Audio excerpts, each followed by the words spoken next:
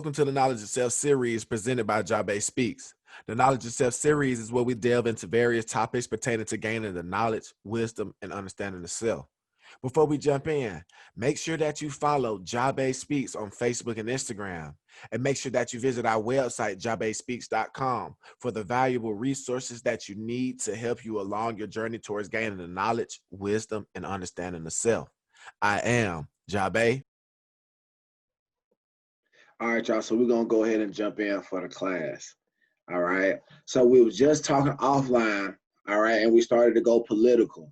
All right. So I'm gonna take something that y'all had started off with in this point. So again, just talking about the election. All right, Joe Biden has been the projected winner to become the 46th president of the United States.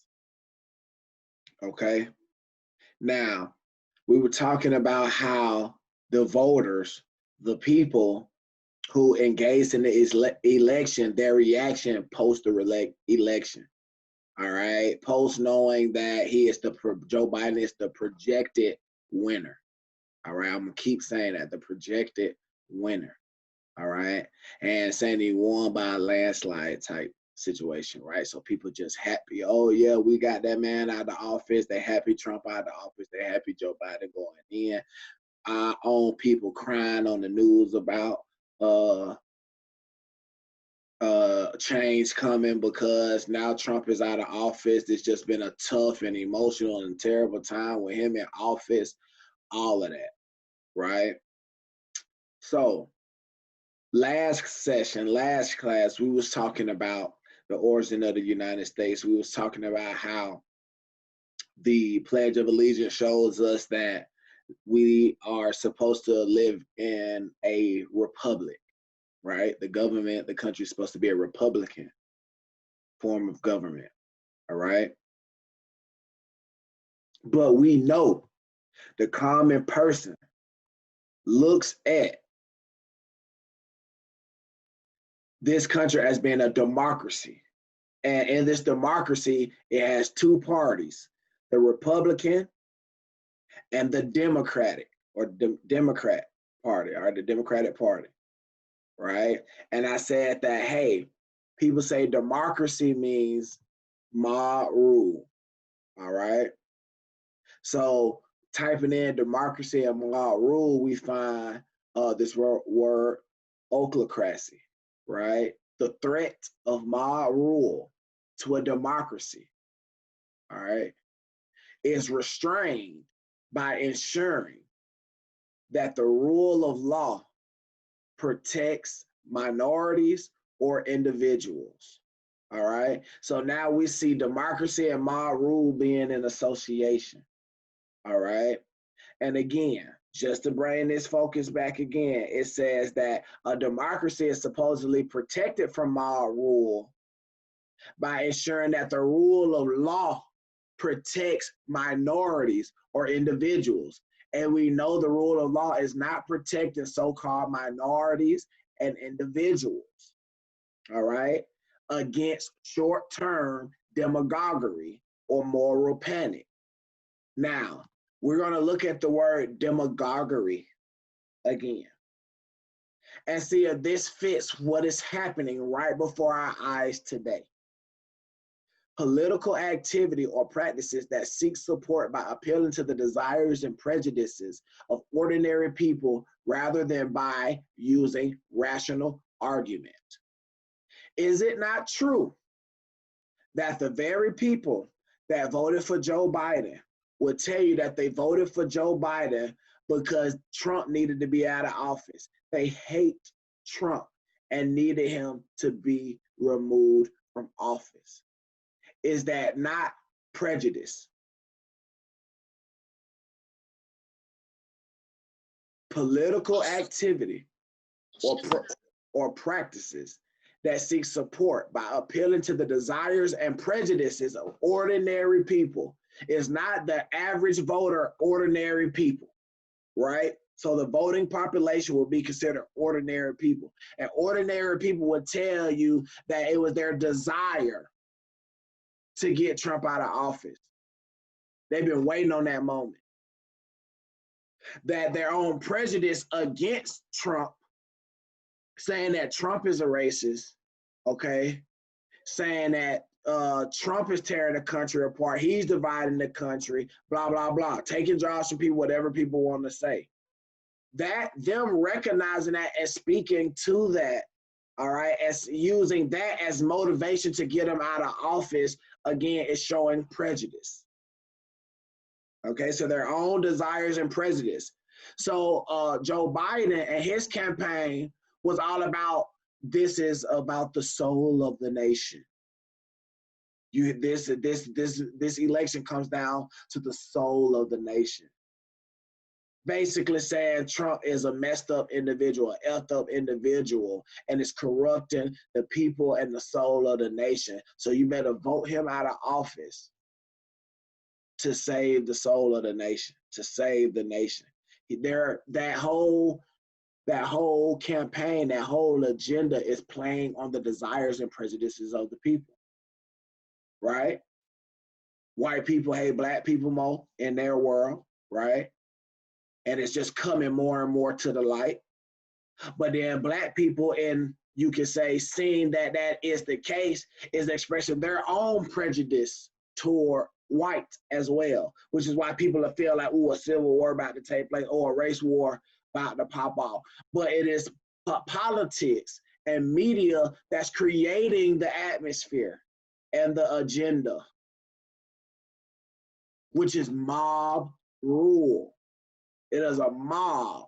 It's only 5 media outlets that control information. That's a small group of people. That's a mob. It's secret. That's a mob. Okay? Politics. All right? Same situation. All right? It's tentacles on the same octopus. Put it like that. Okay? You can't look at them as being different. They one and the same. Okay, it's one and the same. So again, based on what y'all was just talking about, really quickly, is it not what the people are engaging in, demagoguery, when it comes to the election? It is. Yeah, no, it exactly is like that. You broke it down perfectly. Like, and if people can't see to understand that, just as well as they call Trump a racist, but if they look at the definition of a racist, he's not that. You know what I mean? He doesn't want just his one kind to, to rule. So he is more prejudiced, but then we are also being prejudiced as well too, to him, to him as well, or to the situation. So it's like we're looking at ourselves in the mirror. Well, they're looking at themselves in the mirror. Exactly. Okay. Now, I didn't even realize this over here. Demagogue. A demagogue or rabble rouser is a leader who gains popularity in a democracy by exploiting emotions, prejudice, and ignorance to That's Biden. arouse the common people against elites, whipping up the passions of the crowd and shutting down reasoned deliberation. Trump and Joe Biden fit that category. Both of them are rabble rousers. They're looked at as leaders, and they gain popularity in the democratic government, the democracy that they profess, by exploiting emotions, prejudice, and ignorance to arouse the common people against the elites. That he been doing that. Trump been doing that. And Joe Biden, to point at Trump as an elite and his group of people as an elite, is saying the same thing. So they're demagogues, they're engaging in demagoguery, and the people are being used. So the people are under mob rule. You see, the democracy is a mob rule. Okay? Gotcha. I see. When the original government is a republic, a republican form of government, as seen in the Pledge of Allegiance, okay, as seen in the Constitution, okay. So let's make sure that that's understood. That's why we should not be engaging in voting. That is not our system, All right. We should not be engaging in voting. We should be putting our energies together to build with one another. All right.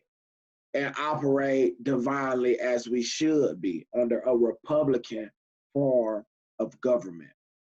Okay. Now,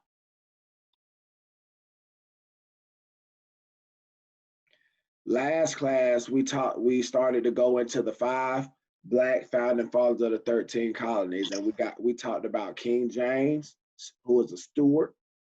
I got a question. And King Charles I, who was a steward. Go ahead. So before you get into that, that was my thing. How oh, never mind. I'm about to answer my own question. I was going to say, how do you how do we get underneath, back into a Republican, what you call it? But I know the answer to that one is by claiming our nationality. Okay, yes, indeed, indeed, and understanding what a Republican form of government and how government is ran and Right. instituted. We have to act it out. We have to live it. We have to act it out.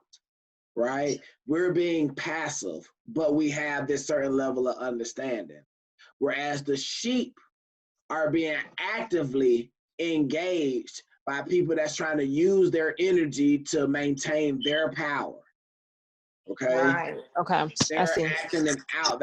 They're instituting their form of government, which is mob rule. And they got a group of people that have bought into the mob rule, and they use these people's energy to stay in power. All right. But we understand that we don't have to be privy to this. We don't have to engage in this activity. All right. But by not engaging in this activity and seeking to live our lives, not engaging in this activity, but yet we're not actively creating our reality and actively governing ourselves, we still feel the effects of that system, even though we don't want to be a part of it.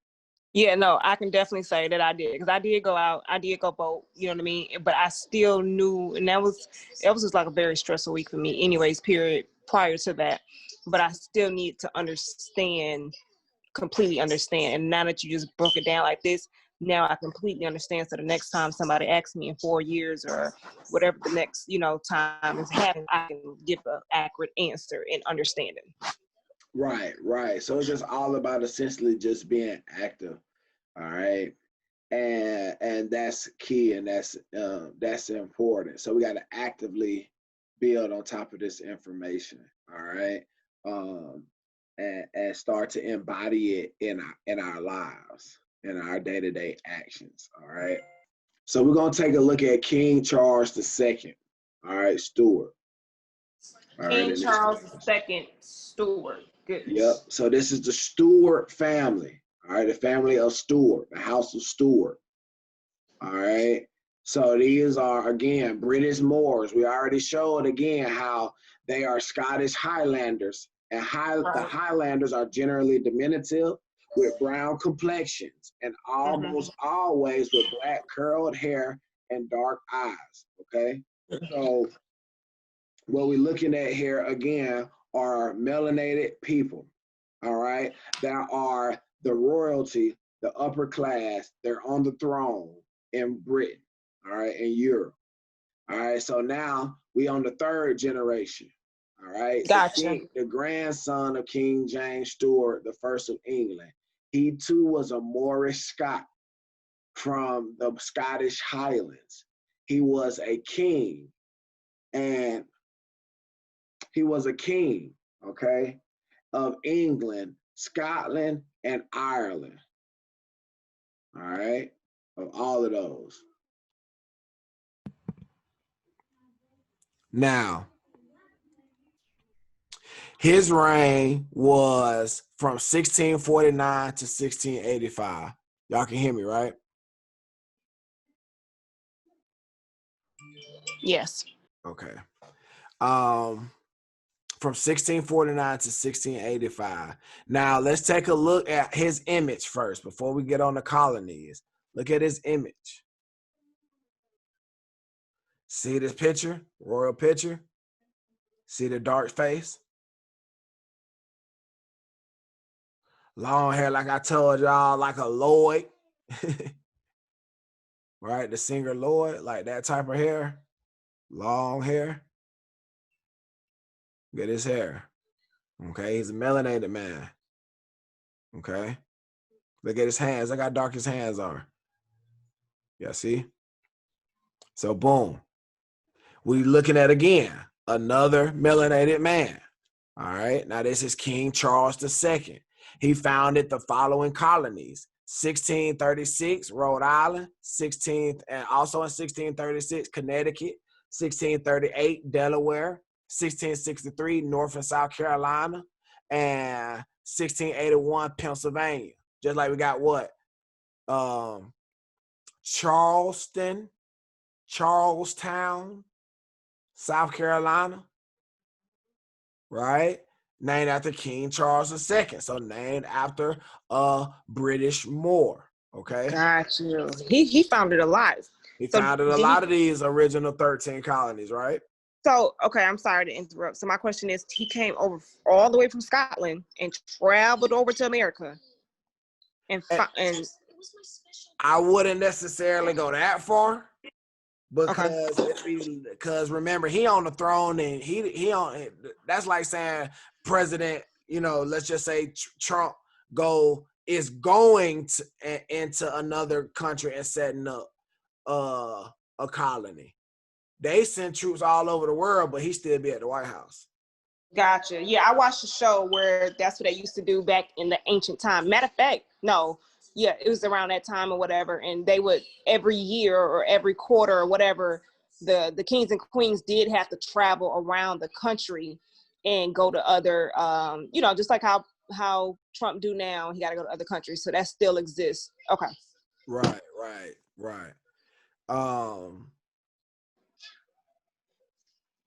So what we see here is 1, 2, 3, 4, 5, 6, 7. Okay, 6 colonies. All right, created by a third generation steward, king, all right, of Britain in the Americas, though. Okay, in the Americas. So again, when we go back to the Articles of Confederation, no, not the Articles of Confederation, the Articles of Association, had them switched. Okay, October 20th, 1774. All right. We, His Majesty's most loyal subjects. So this is a subject. He's the King James, excuse me, right? King James, let's go back up here, who set up the first colonies, okay, and between 1607 and 1620, all right, is on the throne. He's the majesty, all right? He's royalty. He's not a subject, he's royalty, okay?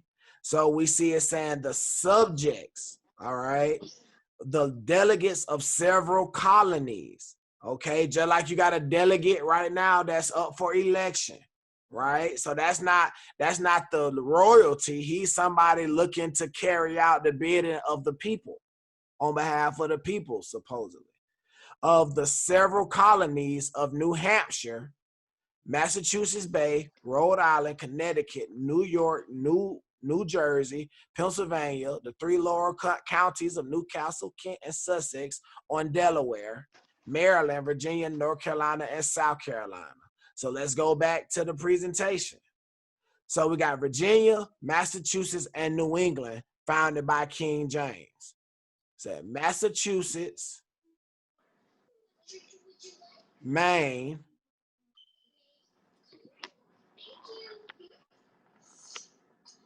New England, and Virginia. So we got Massachusetts here, and we got Virginia here, right?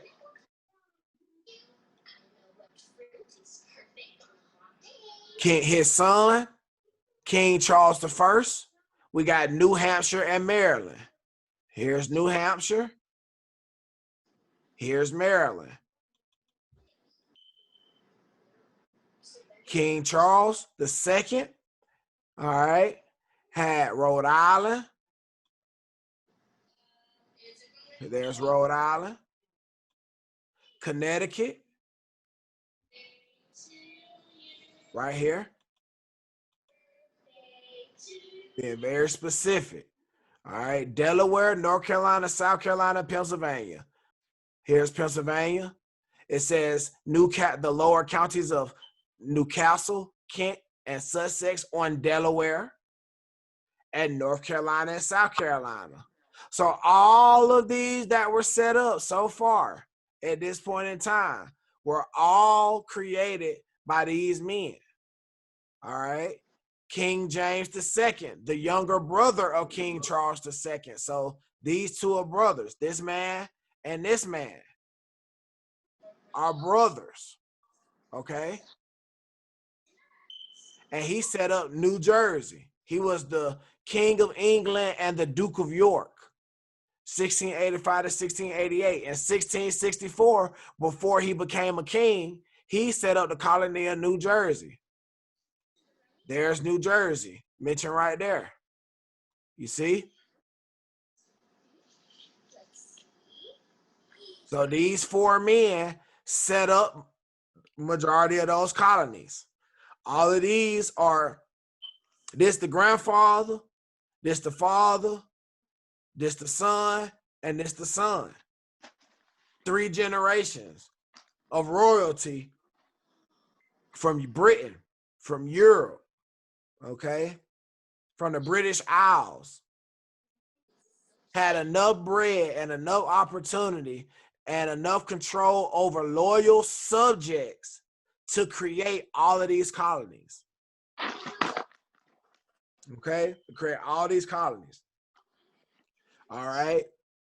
And now it says that deputed to represent them in a continental congress held in the city of Philadelphia. So the majesty's most loyal subjects, delegates of all of these colonies listed right here, were used to represent these colonies' interests at the Continental Congress held in the city of Philadelphia. All right. Before we move on to that, King George II, he moved from Hanover to Britain to become Prince of Wales in 1714, considered to be a Moorish German from Hanover, Germany, right? So again, remember what Benjamin Franklin said: France, Italy, Russia, Germany, Sweden, Spain, Asia, Africa, and America is swarthy black. He's telling us this in 1751. This was in 1774. So that was 23 years before. 23 years before, Benjamin Franklin said all these people black. So 20 years later, wouldn't these people still be black? You see? So we have to be able to understand this and know that what they telling us about this society, government, and what all of this really is, it come out of us. And you wonder why? It's our people, Moors, all right, melanated people who are at the bottom in this society. Not only at the bottom in this society, but the most used in this society and the most held down in this society, because we are their rulers. We were their masters. They were the loyal subjects. Okay, because look at all of these people, where they're from, where they hold their kingdom at, where their estates are. All right, to then have, like we talked about before, every time we learned in school when they talked about Englishmen, okay, in the year 449 AD, certain Englishmen came from North Germany, south of the Baltic Sea, and pushed the Black Britons, Basque, westward into Wales, Westmoreland, Devon, Scotland, Cumberland, and Cornwall. So again, these Englishmen could not have been black because they clearly identified these people as being black here. So therefore, the Englishmen who were the loyal subjects of King George, King James, all these people we be learning about in school were melanated. And these white subjects, again, were under them. So we are their rulers. We are their masters. All right. And we are the original people of the Americas, but we also have ties in Europe.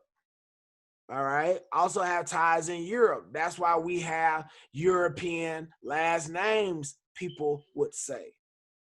Okay. The reason why they would say that, what we have to understand is that we are mixed with these Moors. We are not necessarily mixed with white people. When they say, oh yeah, you know, grandma was married to a white man. Great grandma, she was married to a white man. He had raped her and got her pregnant. That's why she fair skinned. That ain't necessarily true, because most of the time, like I said, when we do research, our people are not even showing up in slave records. Okay, the large majority of our people here are not even showing up in slave records. What we are seeing is these royal people and their descendants starting to come over here and set up colonies using their white subjects as the labor force there, and their soldiers, their protection, they're using them for this. But they're also making ties with the melanated people, the Moors, the original people that were already over here, and they commingling together. So then we would, if just say we got a 5 times great grandmama, 6 times, 7 times great grandma, probably how far back we would have to go. If she is mingling with a Moorish Briton, a Moorish European, and she marry him, and they custom is a patriarchal society, patriarchal custom, she gonna come into his ways, his culture, his religion, and then take on his name. And then by proxy, now the future generations are going to inherit that last name. You see? And then now we're doing DNA tests, and then when you do your DNA test, they say you're 12% British, 12% Scottish. And we looking at it like, I got white in me? I got people from Europe? Because we don't have no sense of geography. We have no sense of true world history and origins of people. Well, we don't even realize that it was people that looked just like us, just had different customs, a different culture than us that we were mingling with in this time. Okay? So that's key. So again, I want to be able to show you all a glimpse into historic Europe, because I wouldn't even consider that ancient. We would have to go back and start talking about the Phoenicians and the Carthaginians and how they went up into Europe and all of that stuff to talk about ancient Europe and ancient America. All right. So this to me is historic information, just 300-400 years ago. That's more historic in my opinion. Okay. Okay. So now this gives us our foundation for the founding of America. Okay. The 13 colonies were funded and founded on the behalf of melanated Moorish Europeans. Okay. Seeking to do business and claim estates in the Americas. That set up colonies in Americas. All right. To do business on this land. All right. That has to be understood. Okay. All right. The Spirit leaded me to say, all right, let's look up. Oops, my phone. My thing wasn't on mute. Say that one more time, what you just said, that last part.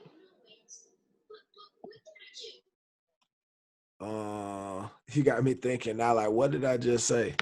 Some basically this is the Okay, 13 yes, I colonies were understand. founded.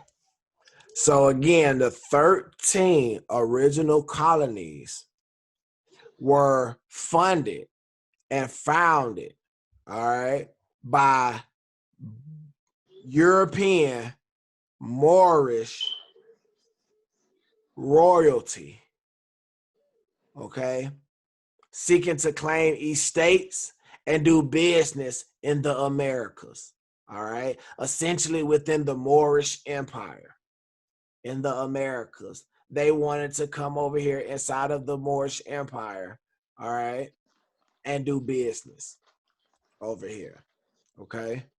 And these are, again, melanated people. So looking at the word colony, see, they hit you with entertainment first. A country or area, this is what they said, a country or area under the full or partial political control of another country, typically a distant one, and occupied by settlers from that country. Okay. So a area, these are colonies. They're not a country at this point in time. Now these colonies are recognized as country, a country, okay, with many states. That's how they're viewed. Okay, but a colony is an area under the full or partial political control of another country. So these British Moors, all right, are from Europe, and they have claimed a certain amount of land in the Americas and put their political control over that portion of land. And now making that land become occupied by settlers from their country. Okay, so that means other melanated people will be coming from Britain to the Americas. Okay, Stand up and stretch. in mass. In mass. Okay.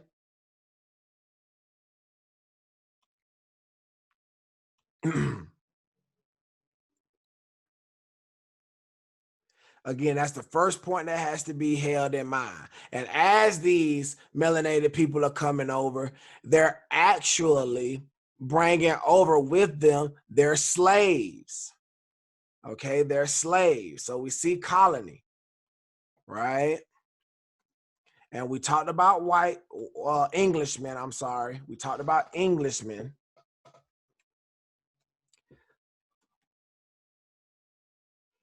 So now let's look at, again, we looked at white. So the Englishmen are white. And remember, white means a living being, creature, person, something, anything, thing, demon, thing, creature, demon, spirit of the earth, unknown. That's what the white man is, okay?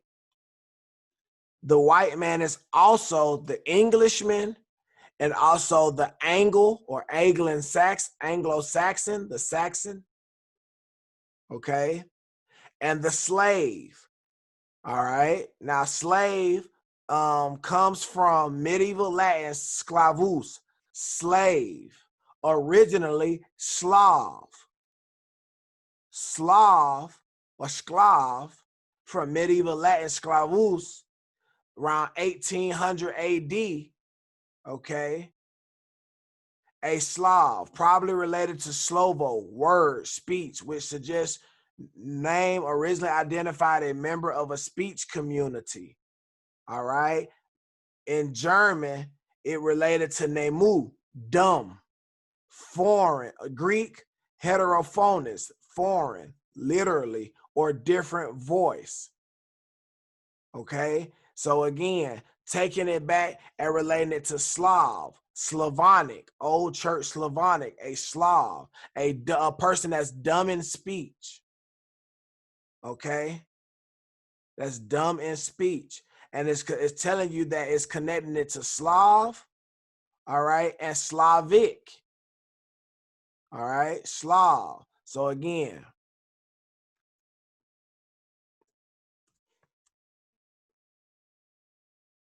Slavs, okay?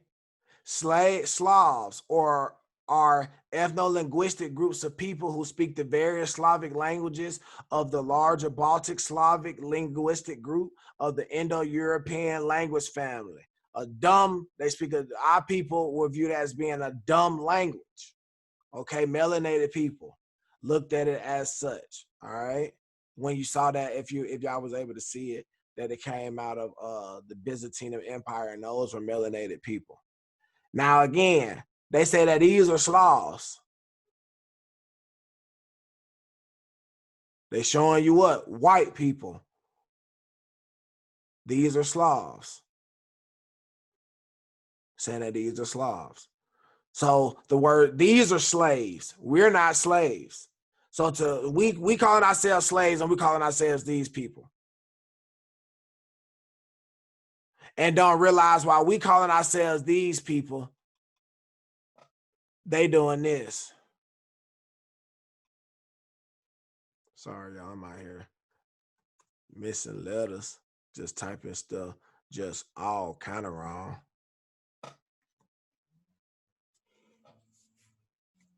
They out here doing this, wearing fezzes with the star and crescent on them. They doing this in America, right in front of our eyes. They're really trying us. Right. But we sitting here but we trying ourselves. When we turn around, Right. when we turn around, like I said, and call ourselves slaves, descendant of slaves, and not realizing that we ain't these people. We're not saying that we come from this part of Europe. Okay? All up in here. You see where it's green? All up in here. Come on. We're not saying that. Okay, so we got to stop calling ourselves slaves and say we're descendants of slaves. We are not descendants of Slavs.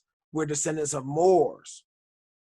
All right, the original people of the planet Earth, and as you can see, they're royalty. Okay, they're at the highest level of society, whereas these people are at the lowest. Okay, so you see that these colonies are set up by foreigners to have a political jurisdiction. But they have this political jurisdiction in order to engage in business on the land. All right, to engage in business on the land. All right. So again, let's just end, like I say, that King George II, okay, in 1732, he founded Georgia. All right. He was the king of Great Britain and Ireland, Duke of Brunswick, Lunenburg, and a prince elector of the Holy Roman Empire. So they make us think the Roman Empire dealt with white people, and it did not. It dealt with Moorish people, melanated people. So when you say one world, one world government, one world people, one nation, right? Like people, new world order, one government rule. Think about this. In Europe, there was melanated people ruling.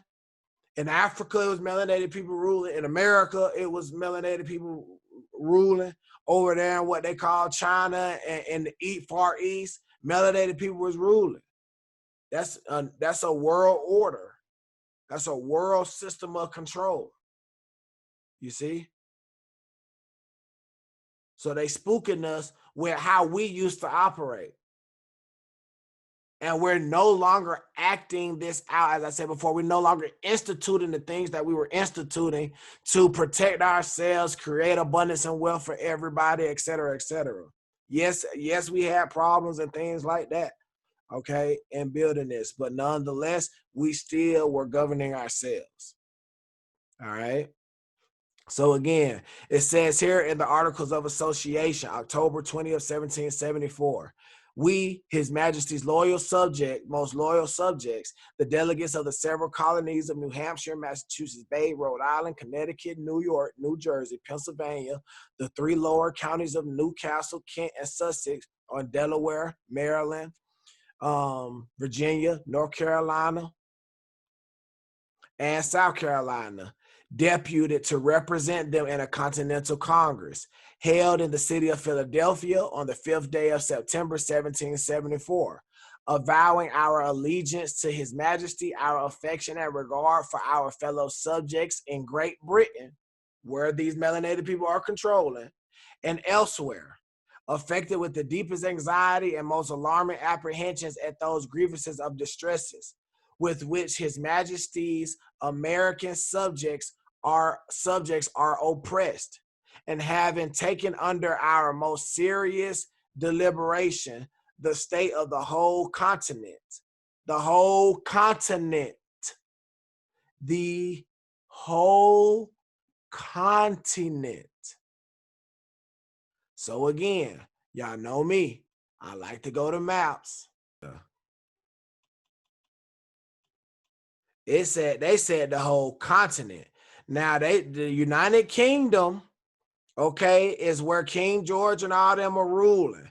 But from here, from this island, they controlling they dominion stretching all the way into Germany, France, and all that stuff. All right. So like they say, King James the First was the king of England, France, and Ireland. All right. England, Ireland, and there go France. So y'all see he holding the dominion over here. Some like King George done held sway in Germany and stuff. Okay, all this considered black by Benjamin Franklin. These people send people over across the water, settling across this coast. But now they they are making their announcement in the Articles of Association that these subjects that were sent over here, all right, to do bidding for these royal Moors over here, all right, in Europe, are about to represent these colonies at a continental congress. They subjects, so they don't run this continent. They try to teach it like they run the continent. They not running from the top of Canada to the bottom of South America, okay? The American continent. This is one continuous stretch of land. Ain't no breaking this stretch of land. So when we say America, we talking from all the way up here to all the way down here. Oops.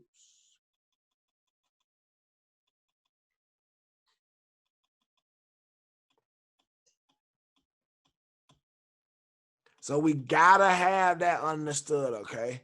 We gotta be able to have that understood. So they saying our condition's so bad. Hey, King George, King James, King Charles the First and Second, y'all ain't treating us right over here. We in some messed up conditions over here, but we doing business over here for y'all, but we sending the lion's share of the money back to y'all, and our conditions ain't improving here. So we about to take our issue and our matters to the original people on this continent at a continental congress, and we about to talk to them about the issue we in, because we need them to help us get out of this issue, because y'all ain't treating us right.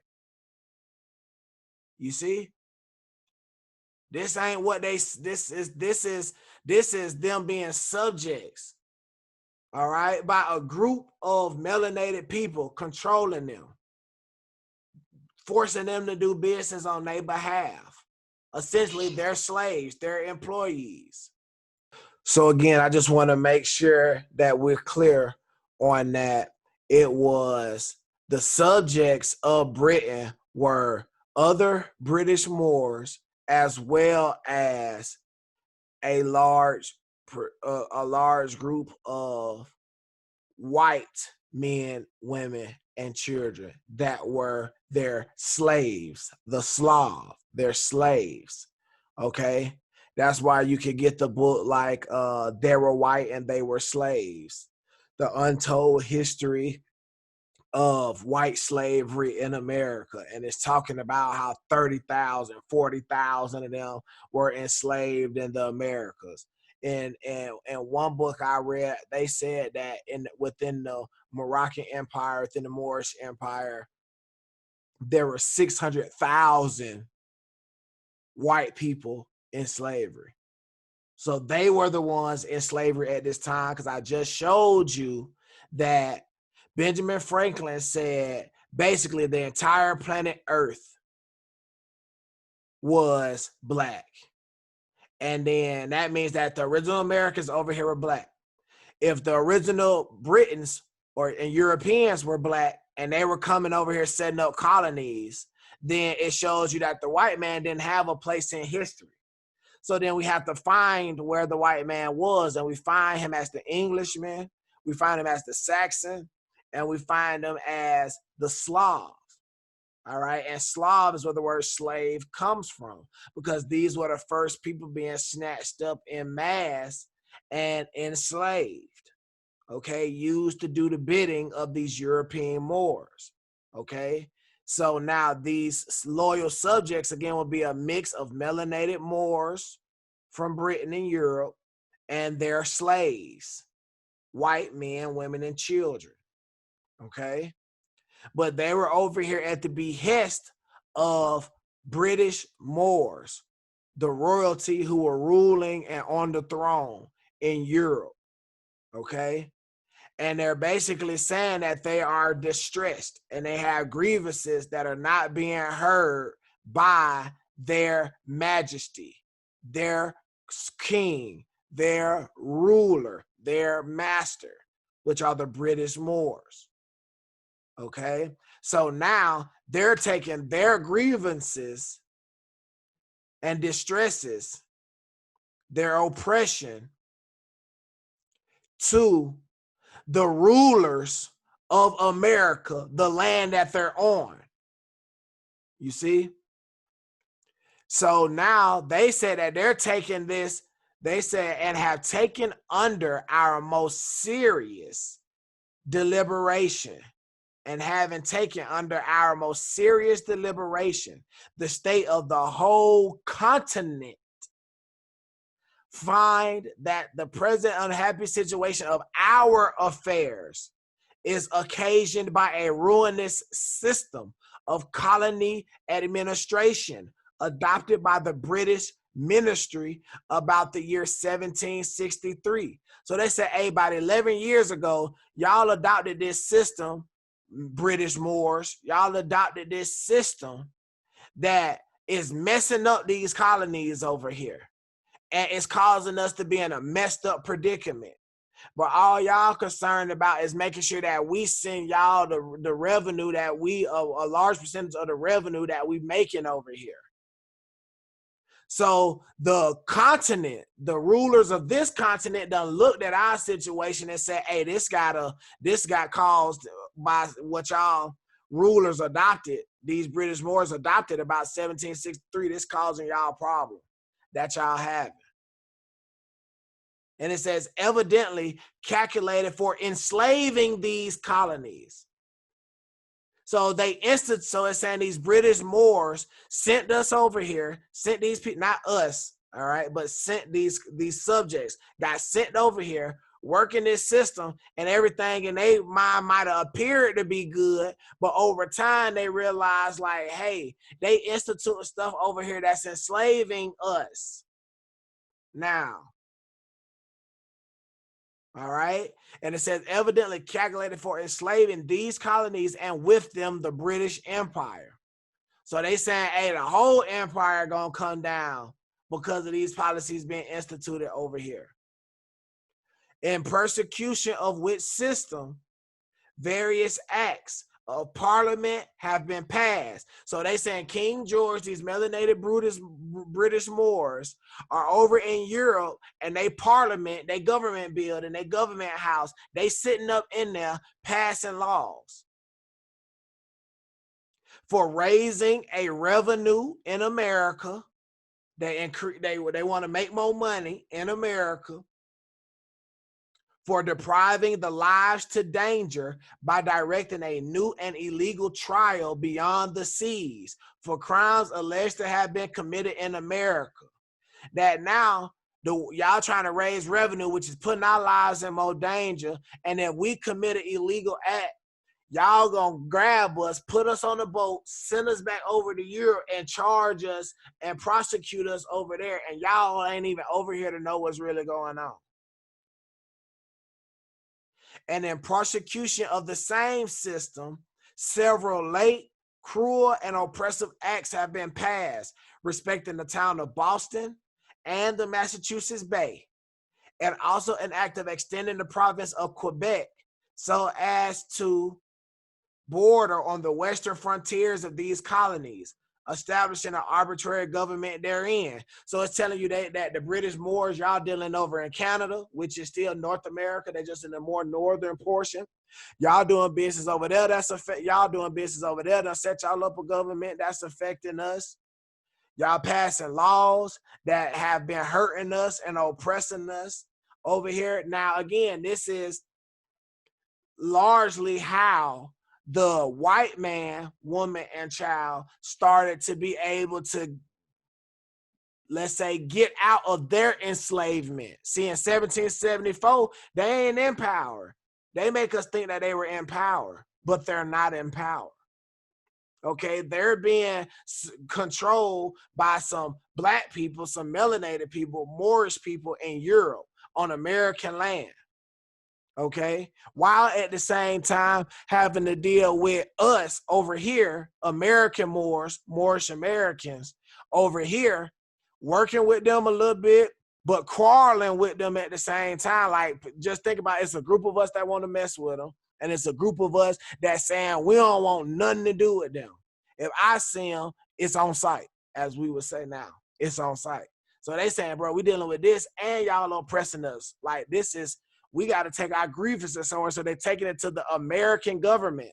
They're taking it to the Republic. Okay? They're taking it to the Republic because the Moorish Empire was a republic. Okay? The original United States of America was a republic. Okay? But it was based off an ancient republic that had already been here. Okay? It had already been here. Okay? So now this is how now the European, the Englishmen, because right, they would talk about the colonists as being Anglo-Saxon Englishmen. So a large body of them, the common folk in the colony, were the white slaves. Okay. And it's like a caste system still. But if you got the royalty being British Moors, then the British Moors sending they trustworthy diplomats and people or business people over here to set up and administer the colony. But then they raising up their slaves to be able to take over the colony, to run the colony without them having to be there. So I'm setting up my business for the white folks to be my employees and run my business while I'm not there. But they gonna send me, I'm gonna just say 80% of the revenue. And they can keep the other 20. But as soon as I start seeing them doing things that I don't want them to do, I'm finna start sending my people, my red coats, my military, my black, my melanated people over here to start checking them, to start oppressing them. And if they do something wrong, put them on the ship and send them back over here. And we'll deal with them over here. And that's how you get them living in squalor like this.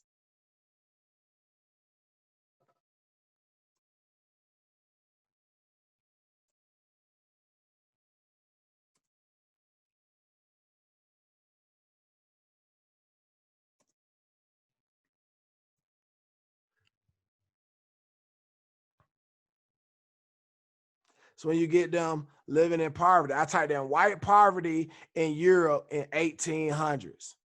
All right. So this is we just saying, pulling up images. So just look at our 18th century London.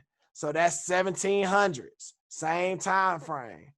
Look at them here. They're living like this.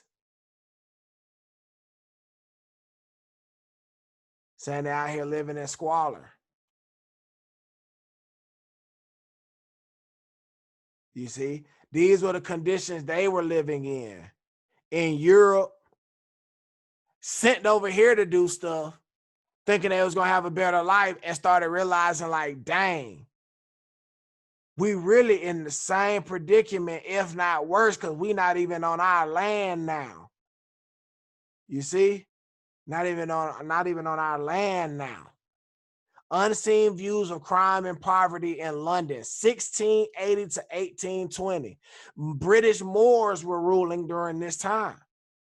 This was the condition that they were living in. Why they would say they sent beggars, squatters, and all that stuff. They tell us that this is who they were when they was coming over here, looking for a better life, but they're not telling you that is melanated people doing that. I was just about to say that's where they originated that land of the free stuff, or the better life over here. Exactly, that whole premise. But that was a premise that British Moors were giving them to make them come over here and do business. You see? And some of them would start rising up and starting to gain a certain level of status. All right. And in this time frame, this is where that starts to come about. But now they want that grievances to be heard. So now it is in America in 1774, it is the so-called white man seeking freedom from Moors in Europe and seeking help from Moors in America to free them. We are not the slaves. That's why Noble Drew Ali said slavery was from 1776 to 1865. 2 years after the Article of Association, he's just saying, hey, the system is starting to flip. It's everything starting to turn over. You see, we was on top, and then the new world is coming. It started to shift it. You get what I'm saying? It started to shift it. That's why they say the new world. They discovered the new world. You see? But what they're omitting is what they discovered was the old world. Britain, by sending them to America, they realized the old world. Like, oh, what in the world is on this land? They seeing palaces and all that kind of stuff here. I think I've done this before, but let's just see if I can stumble upon it. Let's just say that American palaces. All right, so now they're showing you most beautiful castles in the United States. You ask somebody, hey, is there castles in America? They're gonna tell you no, right? So we just see old images, castles in America. All right, so they come over here, Corn Palace, all that stuff. Y'all see all these palaces they say in America, and they come. Look, this looks like a government building. They said it's a palace in Cuba. Don't this look like a government building? You see, big large palaces. All of this is in North America. This in Hawaii. This in Canada. Like all this stuff. Now this is France. I didn't mean to click that. Okay. Can you go back to the one that was in Cuba? I missed it. Y'all, I love Cuba. I've been there and I don't know what it is. Like literally, I don't know what it is about Cuba, but I love it. And it's so disgustingly dirty. I don't know what it is. Wow. So here. It's the buildings. I mean, it's the It's the culture of the people. The culture, right? Yeah. You see Moorish architecture. I told y'all what Moorish architecture is, right? Yeah. Y'all see this? Yeah. Y'all see all these buildings that they saying is in America. They saying this is Cuba. Okay. And just like I told y'all before, so that I'm gonna show y'all that these are Moorish. Here go say Moorish palaces. Let's just click that. Don't they look the same? Mm-hmm. Right? Don't they look exactly this Moorish palace in Mexico? But that looked just like the other thing we're just looking at. Right? So this is a palace. So they come here as Slavs, as slaves, sent over here by British Moors. Okay, let's just do this.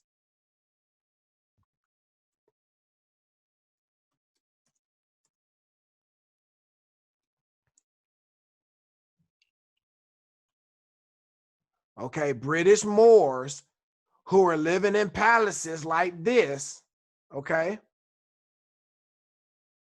Is all right. Y'all see where I'm going, right?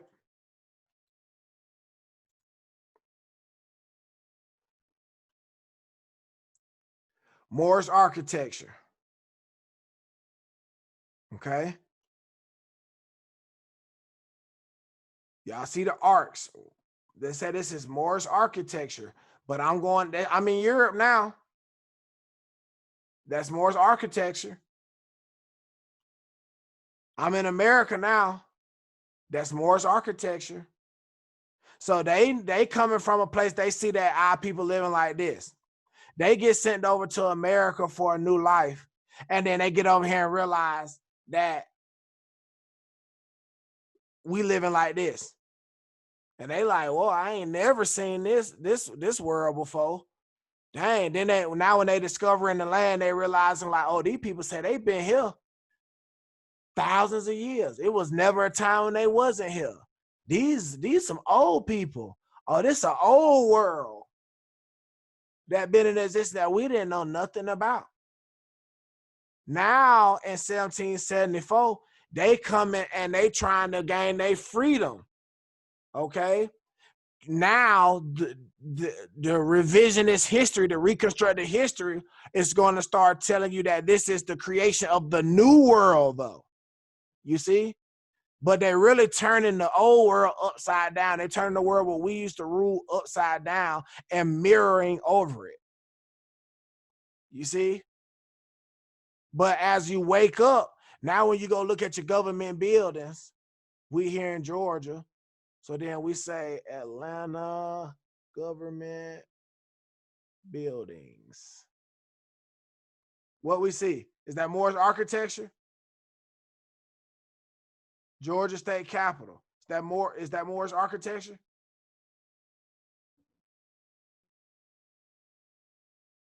Y'all see? Is that not this same architecture? Same thing. Right here. Clear as day. They just building stuff around it, but the base is still there. You see, they just built on top. That's all they did. They just built on top. Okay. So they come and we have to realize that they mirror overing this old world. We walk in and don't even realize we're on our own land. They done destroyed stuff and kept certain stuff and then built stuff around it. And now we don't even realize that we at home because they wiped our memory from us. You see? But again, at this time, they are not in control. All right. So now they say, thus, by the influence of civil principles and ancient prejudices, to dispose the inhabitants to the act with hostility against the free Protestant colonies whenever a wicked ministry shall choose so to direct them. All right. So again, they just talking about all the stuff y'all raised revenue on us. Y'all gave us trial, depriving us of trial by jury of our peers, because y'all taking us and making us have to go to court all the way back over there in Europe instead of people that live among us. Then under y'all system, we prosecuted with cruel and oppressive acts, right? Then y'all starting to do business and expanding to other areas, so y'all forgetting about us and discouraging the settlement of British subjects in that wide extended country. As y'all trying to expand into Canada and do more business in Canada, y'all telling the Moors that y'all dealing with in Canada that if we come from the colonies over there, that they can't deal with us. So we can't even try to make no more money because y'all boxing us out. So it says, thus by the influence of civil principles and ancient prejudices, to dispose the inhabitants to act with hostility against the free Protestant colonies whenever a wicked ministry shall choose so to direct them, to obtain redress of these grievances which threaten destruction to the lives, liberty, and property of his majesty's subjects. Hey, all these acts y'all doing, they finna destroy our life, our freedom, and our property in North America. We are of the opinion, because remember, these subjects don't own nothing. They don't own anything in the colony. Everything that's in the colony is owned by the British Crown. So it's owned by the British Moors. Y'all just working it and living it. Y'all just working it and receiving privileges. We grant y'all the privilege to be able to live here. Y'all could be up back in Europe in squalor, living in filth, right? So y'all got the privilege to be here. We give you the privilege to do business, the privilege to travel. All the same stuff that we got privileges to do now, that they could take away from us at any moment. Okay? That was the same thing the British Moors was doing to them. That's what it means to be in a British system, a European system. They're not telling you that it was people that look like us that created the system, though, that they further perpetuated. Okay? It says that we are of opinion. I'm down here. We are of opinion that a non-importation, non-consumption, and non-exportation agreement faithfully adhered to reprove the most speedy, effectual, and peaceable measure. They're saying, hey, they sent us here to do business. These colonies ain't number of businesses. So guess what? We ain't gonna import nothing. We ain't gonna accept no goods from Britain no more. We ain't gonna consume none of their products no more. And we ain't gonna export none of the raw materials that is growing on this American land or materials that we get from doing business with the American Moors. We not finna send none of that over there to Britain. We finna stop all of that. That makes so much sense, because that now is making so much sense, because that's what they're saying about Trump. There's like, if he lost, then he can control the exportation and the importation of what's coming into America. Right. While he's still on the throne, while right, he's still on the seat. Right. So okay. I see what they did. Right. So the people saying we finna stop all this. So what they saying? We finna do an economic boycott. We finna do an economic boycott, and this is gonna prove a speedy, effectual, and peaceable measure. Because once their money stop, they're gonna come in here and they're gonna talk diplomatically with us, and we're gonna get our grievances heard. Right? But now, this is something that they're speaking about. This document is being done in the Continental Congress. So these are these subjects going to Moors of America, Muslims, people that look like us, running a Republican form of government, right? And telling them all of this stuff and putting this in writing in the public. It's just like now, if we grouped up and went to the United Nations and started expounding the same stuff about how the United States is treating us. Okay? So boom. And therefore, we do for ourselves. See, they say they're going to do for self. We're going to do for ourselves and the inhabitants of the several colonies. So we're going to, us talking, the four of us here that's delegates, or if it's four, I don't recall exactly how many delegates are here.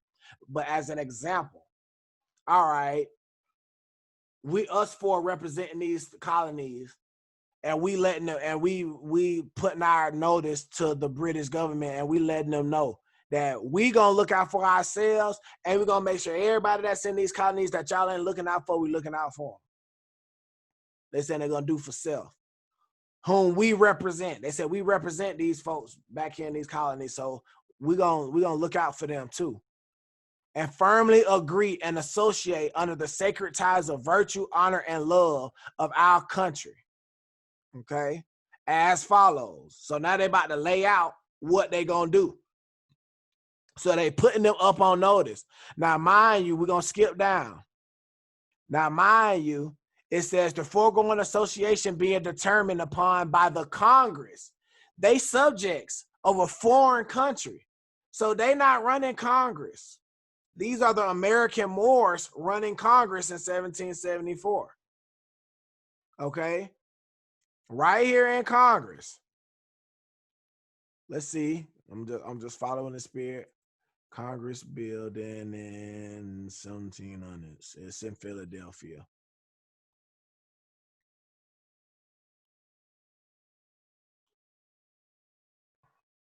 Okay, so this just a historic U.S. Capitol building. So let's just say this, okay? Is this not Moorish architecture? Again, same thing. That's this. That's this. Okay? So boom. They in Congress now with American Moors complaining about the British Moors, okay, and seeking redress. So this is us helping them formulate a document and express their concerns because they don't know government fully yet. They ain't governing themselves. They subjects of the British Moors who running the government on the land of the American Moors that's running the Republican government. So they come to our government and we teaching them government now. Okay, in order to you the subjects of these people, in order for you to be heard lawfully by these people and giving them an opportunity to hear your redress, you got to formulate a document showing that y'all together and y'all redressing, y'all looking for redress. So y'all document that y'all forming is going to be called the Articles of Association. And we going to help y'all form it. We hear what y'all saying the issue is. So we think that it's best if y'all just stop importing and all that stuff to them. And this should be able to help y'all solve y'all situation. You see? Because they don't have the power. Those subjects don't have the power to do it. That's why they was being oppressed. They ain't have the power to do it. They go into somebody else who do got the power, which is the American Moors running the Congress. So wait, so this is what's crazy to me. How did the Congress get flipped so bad? Well, that's what we'll go further into, but it's the same thing. We're in the process now of them seeking freedom. And as they start to seek freedom, they're going to start rising up through gaining knowledge from American Moors. Right. See, that's all it is. I'm understanding more. So now I'm digging deeper. Okay. Right. I see it. So okay. now they starting to gain understanding governmental principles, how to govern themselves. This is why they would come up, like I was showing y'all before, and then they would do, and they will put these hats on their head. But these hats being on their head, it's a Ansar. The Ansar. This is the Moor that was raising them up, that was teaching them. This is the name of the Moor. So you'll see them have Muhammad. You'll see them have Islam. Look, this say Quran, Omar, Ishmael. You see? This is the Moor that raised them up. All right. So as they having this redress, they in there dealing with Moors. Okay. They're in Congress talking to Moors, wearing fezzes and turbans and all that stuff in there. All right. Not the British Moors that was wearing them wigs. That's why they was doing this. That's why the white man would turn around. Cause we're gonna get ready to close this out. That's why the white man would turn around and then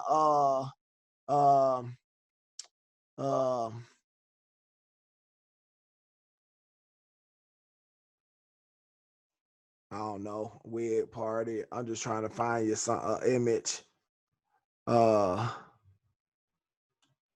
Where they'll show you that they be wearing these little things on their head, right? Those gray wigs, that wasn't their hair, right? Wearing their hair like this. But then is that not this? Is that not this? Yeah, it is. Is that not this? Right? Which ain't nothing like I told y'all before. But this. And they mimicking that. They mimicking that. You see? So again, that was the British Moors over there dressing like that, having that habit. That they then, after they took over, and started dressing and habit and acting that way. And then in America, in our collapse in America, the white people that were in America started to then come and mimic this and take on the culture of the American Moors. And now they're perpetrating the government in America like it's theirs. But again, they're ruling it under mob rule, calling it a democracy instead of a republic, which is what the original Moors of America were operating, a republic. You understand? It was operating a republic. So after they give out their grievances in the Articles of Association, they just start talking about importation, what they said they was going to do. We will neither import nor purchase as a non-consumption agreement. The earnest desire that we have not to injure, such as our merchants, like they are really, all they doing is just like laying out what they will and will not do. And we telling you that we're not going to purchase from you. We're not going to import nothing. We're not going to consume nothing that you're doing. All right. We ain't looking to hurt y'all and injure y'all or nothing like that. But until y'all redress what our issues are, then this is what we going to do. We're going to hurt y'all pockets because that's what y'all set this up for. Wow. And that's so sad that it's nothing but, that's why I said everything repeats itself. Because Exactly. if we do the same thing right now, it's gonna okay. Right. It's karma. It's the great law of karma and retribution. So what we seeing now is how our ancestors in a certain time started to act toward a group of people. And doing this and acting that way toward a certain group of people, then we then now have to carry out the law of karma coming back to us and retribution coming back to us for what we projected out in another time. You see? So we have to be able to understand this properly to see clear where we are in this time frame so that we don't repeat it. Like people just ready to go kill Europeans. You see what I'm saying? And we got to be able to understand. That's why we're saying we got to act from a position of love, true peace, freedom, and justice, a position of love.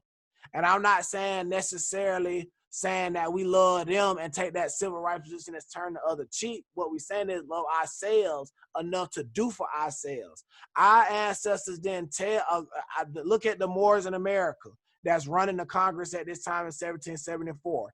They didn't tell them to go to war with the British Moors. They helped them create an economic boycott. You see? Something That's exactly what it was. Something that was peaceful. Boycott. They saying, look, just do for yourself. Y'all growing on the land, y'all got land, y'all got jurisdiction in because of our agreement with the British Moors. But since they ain't treating y'all right, just don't shop with them no more. Don't do business with them. And just what y'all producing, y'all keep and use among yourselves. Do for yourself is what we told them to do. That we didn't say come mess with us and tear up what we doing. And we didn't say go tear up what they doing. We just said do for yourself. You see? Do for yourself. So that's what we need to understand. I love y'all so much that we're going to do for each other. I don't care what the white man saying. And I don't care what other black folks saying. We're going to do for self. And we're going to look out for each other. Okay? That's what we need to understand. Now, in the document, it says the foregoing association be determined upon by Congress. So they just told you that Congress determined this. Was ordered to be subscribed by the several members thereof. So the American Moors and Congress prescribed this. We have hereunto set our respective names accordingly. In Congress, Philadelphia, October 20th, 1774, signed Peyton Randolph. Bay need to be right there. Peyton Randolph was a melanated man. He was an American Moor. That was the president. We know this because Benjamin Franklin told us in 1751, right? He told us in 1751. I'm going to read it again. This is how we close out. France, Italy, Russia, Germany, Sweden, Spain, Asia, Africa, and America is swarthy black in 1751. So that means in 1774, 13 years later, well, no, that's longer than that. We're looking at almost 23 years later, 23 years later, they still would be melanated. In my family, I got 5 generations still alive on one side, 6 generations on the other side, and our color ain't changed. Oldest person in the family, 80 plus. So in 80 years, we ain't changed color. You see what I'm saying? So they ain't changed color, these black people. Once you have a perfect understanding of or a general understanding of world history and the origin of humanity. All right. So Peyton Randolph signed this. All right. Source Journals of the Continental Congress, 1774 to 1779. Okay. So it's already laid out here. Folks just got to read, not through the eyes of the education system, not through the eyes of the pastor and preacher when you're dealing with the Bible, for example. You have to read through your own eyes, which means that you can't believe nothing that you was taught before. And you got to research everything. Because now, as we enter the age of information, 2020, clear vision, people say, we're going to be able to see everything clearly. That's why they're trying to keep us distracted and ignorant in a place of not knowing, so that all of this stuff just continue to fly by. Okay? So we're going to end it right there for this class.